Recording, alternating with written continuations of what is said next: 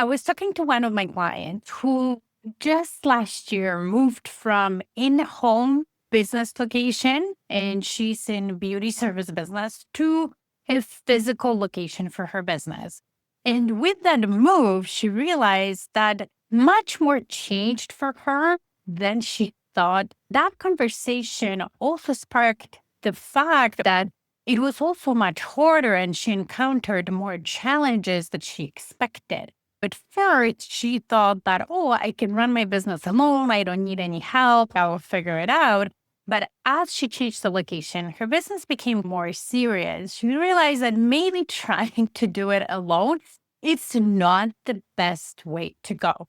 So today, episode 203 is a result of that conversation where I thought I will talk about why trying to run your business alone as a solopreneur or even small business owner might not be the best idea, and having some help and new perspective and different opinion or new experience can help you grow faster and easier. So, in the situation of this client, if you think about it, when she was running her business from home, it was more of a serious hobby, right? Her costs were low. The amount of clients she needed to be profitable was much lower, and that was easily achievable just through the word of mouth and flexible scheduling. And she really did not have a lot of structure around that business. Now, the moment she moved to a physical location, now her overhead costs became much more higher and fixed. So rent, utilities, and those need to be paid whether you have clients coming into your location or not. She also quickly realized that she needs to hire more people in order to be profitable, in order to be serviced enough clients, not only to pay for the basic costs of running the business, but also turn a profit, because that's why we have businesses in the first place. But when you hire people, now you're becoming a leader. And if you've never done it before, it can be a challenging journey, especially when you're trying to figure it out alone. And I get it. As high achievers, and very often maybe through life circumstances, the way we were raised, or for example, me, I'm the eldest daughter in my family. So I definitely have that mindset myself of, oh, I need to figure it out alone. Can be challenging to think and pause, think, hey, maybe I need help. With that realization comes shame of, oh, I should be able to know that. I should be able to figure it out. And now I can't. And that can be a hit to your ego, a self-identity of always doing things on your own. So it can be challenging even psychologically to not only realize you need to ask for help, because that's the first step, but second step, actually asking for it and seeking it from people who can truly give you some expert help. So I've experienced it, of course, in my own business, where sometimes our greatest strength, being able to do things, push through, figure things out, which is very important in entrepreneurship, can be also our greatest weakness. Through that focus on just doing it and figuring out, we don't pause and think, is there a better way for me or easier and faster way for me to figure it out? By, for example, oh, I can learn a skill that I don't have and now need in my business from somebody else who's done it before, who will help me avoid certain mistakes or speed up the process, like, for example, people leadership. So one very important thing that I often coach my clients on, and I need to remind myself, is that living in extremes never serves us the best. Meaning, trying to do everything on your own is never the best. And the opposite of that, trying to always ask opinions and never taking decisions on your own and never figuring out on your own, also doesn't serve you, because it doesn't build resilience and it doesn't build that resourcefulness that we need. The best way is always somewhere in the middle. And that applies not only in this context of this episode, but pretty much in everything. There is times where asking for help, going to experts for advice, learning something instead of just learning through the school of hard knocks is a better option. And sometimes just doing things on your own is a better option. So having that mix and balance of both is usually more helpful to us and serves us better than living in one or the other extreme. So, for example, as your business grows and now you're hiring help, if you've never had to do that before, there is a steep and long learning curve if you try to do it alone. If you hire an expert, like a business coach who's done it before, and not only has done it in a practical way, the way I've done it, like for many, many years, but also has a theory and education backing it, you will save yourself a lot of time. I teach my clients a very simple process, especially those who just start hiring help, of how to hire the right person. So, what to look for, what to pay attention to, the questions to ask, how to determine what type of help they need, how to post and look for it. All those things within a couple of hours, couple of coaching sessions, my clients spare themselves months, if not years, of trial and error. So just imagine how much faster and how much more successful you can be this way, especially that in a service business, if you hire the wrong people, they can cost you clients who will never come back. They can cost you reputation. Very quickly, you can lose business that then takes months, if not years, to gain back. So those mistakes can be very costly for your business. But if you ask for help, if you decide to learn it in a practical way, you can spare yourself majority of it. And the same rule applies to operations, to finance, to marketing and sales and strategy. If those are things that you've never done before and now you need to because you have a business to run, learning them from somebody who knows saves you a bunch of struggles. And we'll talk about it in a second. One more point I want to make to all of my high achievers, I can do it alone, is that truly when you look at the most successful CEOs in larger companies, they never do it alone. They surround themselves with people who help them be successful because, of course, as the CEO, when you're successful, that means your business is successful. So they have executive teams that are usually comprised of experts in their fields. The CFO, the chief marketing officer, the chief human resources officer, the IT executive, and so on. Those are experts that help every CEO to grow the business, provide different perspective, different expertise. CEOs also have boards to rely on, not only as an accountability tool, but also as an advisory tool. Not to mention that very often most CEOs have some kind of mentors and coaches themselves as well. Now, as a small business owners, of course, you don't have resources or the need to have all those type of people on your team. But as your business grows, hiring fractional help in terms of a bookkeeper or a tax advisor or HR person or IT or whatever your business requires, and then business coach helps you get that type of support at a fraction of the cost. So now let's get to 5 key reasons why you don't want to try to figure it out all alone in your business. First of all, I've already mentioned as well, avoid making unnecessary mistakes that in business, certain mistakes can be so costly that it will potentially put your business survival at risk or will slow your growth down to the point when it's very hard to bounce back from. I looked at some data and insights as I was preparing to record this podcast, and I found that CB Insights reports from 2023 shows that 23% of new startups actually fail due to not having the right team of advisors that help them with the right strategy, with different perspectives that then allow you to think through whatever you're doing in your business from many different angles, and through that, pick the best strategy possible. Now, of course, we never know if a strategy we picked is the perfect one for us, but the more educated insight we get, the better decisions we make.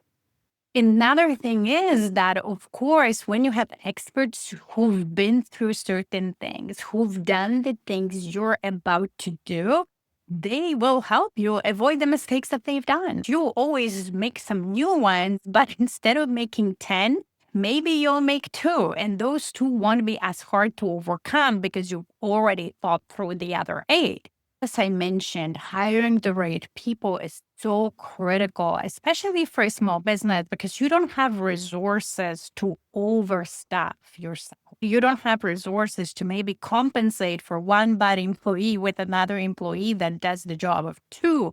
You might have resources only for one employee, so that employee has to be the best possible. If you don't have a mentor, somebody guiding you, leading people is very complicated, and without a mentor and guidance can be very painful and cause a lot to the business.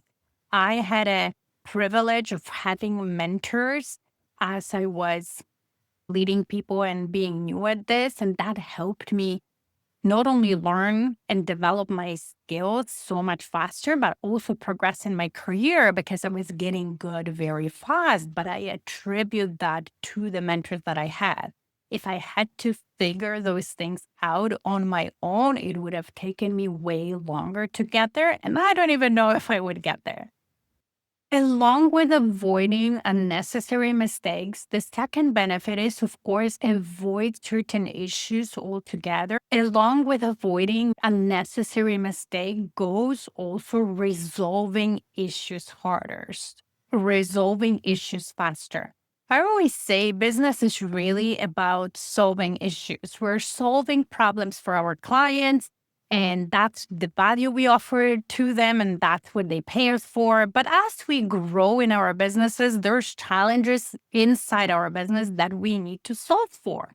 At first, it might be not having enough clients. Then it is having a lot of clients and having time management issues to serve them all, or even operational issues, right, at the back end to bring them in. So there's always things we solve for. When you have help, when you're not trying to figure it out all alone, you solve for those things faster. Again, just because you have different perspective, additional experience than your business coach or advisor or mentor, whomever you have, has that you don't have, right? The skill sets that they bring to the table. And even two brains, if you work well together and brainstorm, the solutions you will come up with will be more robust, and also you will come up with them much faster. The third benefit is having somebody to show your blind spots. We all have blind spots because we're emotionally attached to the business, to what we're doing. Our brain creates shortcuts which help us move faster, but that also creates blind spots.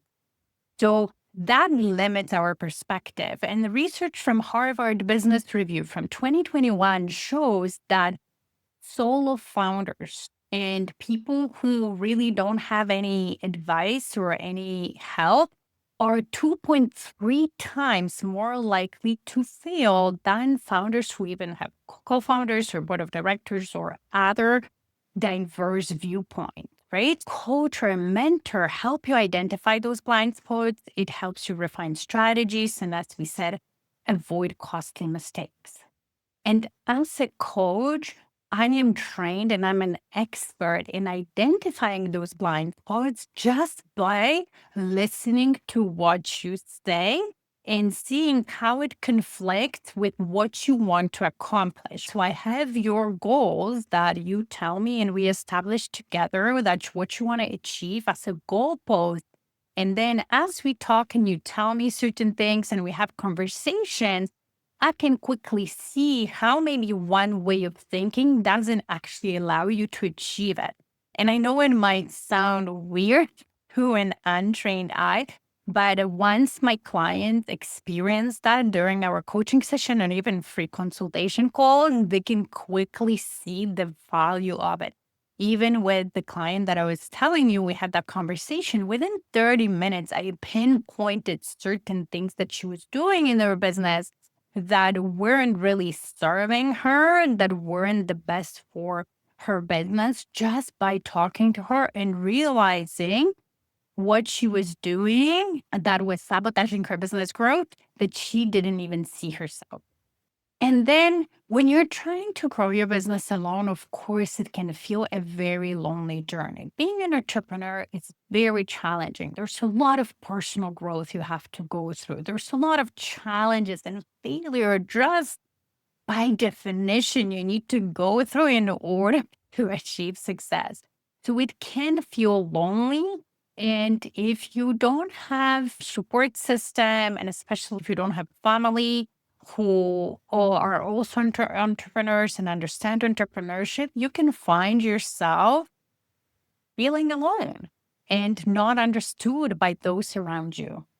A Gallup study from 2022 found that 45% of entrepreneurs report high level of stress, which I can see it being true just given with what we handle on a daily basis. And when you're a solopreneur, you can be particularly vulnerable due to that isolation and the workload because you're doing it all. So without support, you can get into decision fatigue, making all the decisions by your own, long hours and emotional stress. And that leads not only to like burnout and being tired and reducing your productivity, but also reduction of creativity and ability to pause and think, what is it really that I should be doing and what I shouldn't be doing and which way should I go? So when you have regular meetings with a business coach, for example, those are the times when you remove yourself from your day to day, you pause and you're able to be creative and make those critical strategic decisions that then actually help you grow. And then the last benefit of not trying to do it alone is faster growth because you end up having accountability. When you think about it again, CEOs of larger companies, they're accountable to their board. They're accountable to the shareholders of the company and even to their own executive team that everybody has goals, the company has goals, and everybody has to deliver on their part, right? So when you don't have that, our brains usually don't want to go through challenging tasks. They don't, our brains protect us from emotionally taxing exercises or actions, right? So very often, without external accountability, solopreneur procrastinate, get stuck in the busy work, right? Instead of moving toward high impact activities or money making activities, because very often those money making activities are uncomfortable. And there was a study by the American Society of Training and Development that found that people are 65% more likely to follow through on a goal if they have somebody who holds them accountable, but in a like trained way. And who is able to, especially as a coach, when we're able to see what are maybe the stories that you're telling yourself that hold you back and you're not following through on your goal and coach you through that, right? So if you think about it, 65% more likely, that's a huge, that's why you grow also so much faster when you have somebody helping you. All right. And now, if you want to explore more of this topic or maybe more why or how a business coach can help you, I actually recorded podcast episode 162 from August 16th, 2024. In a cheeky way, I talk about the 8 reasons why you wouldn't want a business coach, but that's a great episode to dive deeper into the topic. And now, if you want to see how I can actually help you as an expert, not only accountability coach, but really an expert to grow your business much faster with less mistakes, less challenges and better strategy and more sustainable growth, I invite you to book a complimentary consultation with me. I will share the link to my calendar in the show notes. Have a fantastic week.